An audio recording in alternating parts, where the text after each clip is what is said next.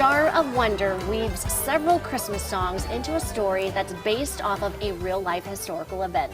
Joining me now is the creator and director of the production, James Conley. So welcome to the show. Thanks. You're really excited about the production. It's in its fourth year, Yeah, is that this will correct? be our fourth Christmas, yeah. Tell us about the production. Well, I've been writing it for over 10 years. 3 Christmases ago, we were able to premiere at the Rose Wagner, and now we get to be back at Rose Wagner for our 4th year. I just mentioned the premise of the performance is about this historical event. Describe it for folks at home. Well, the whole story centers around this soldier coming home to England after World War I. But when he comes home, he's coming home to a Christmas festival. And at the festival, they tell the stories of some of your favorite carols like King Wenceslas, Jeanette Isabella, the Wise Men. And so as we hear these stories progress, these kind of give him the courage to tell his own story. And his story is about the Christmas Eve truce during World War I. This really beautiful moment when the Germans and English on Christmas Eve stopped the war, sang Christmas carols to each other, actually crossed the battlefield and had this whole just magical Christmas together.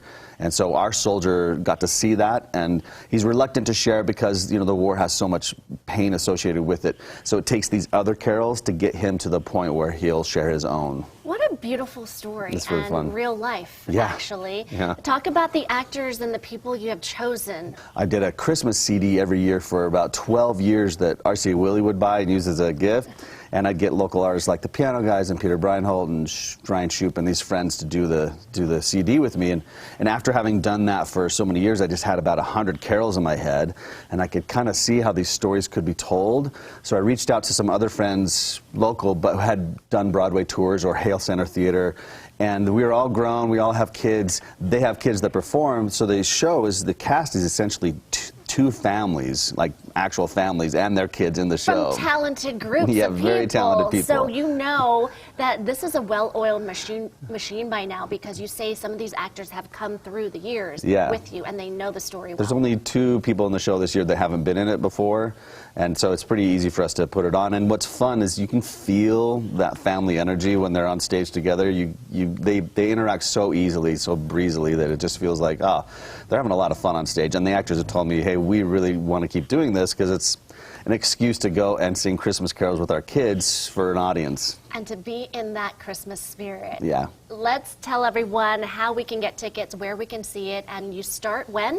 A week from tonight at the Rose Wagner Theater. We'll do 6 shows in 3 days, so we'll do a 5 p.m. and an 8 p.m. show Wednesday, Thursday, and Friday next week.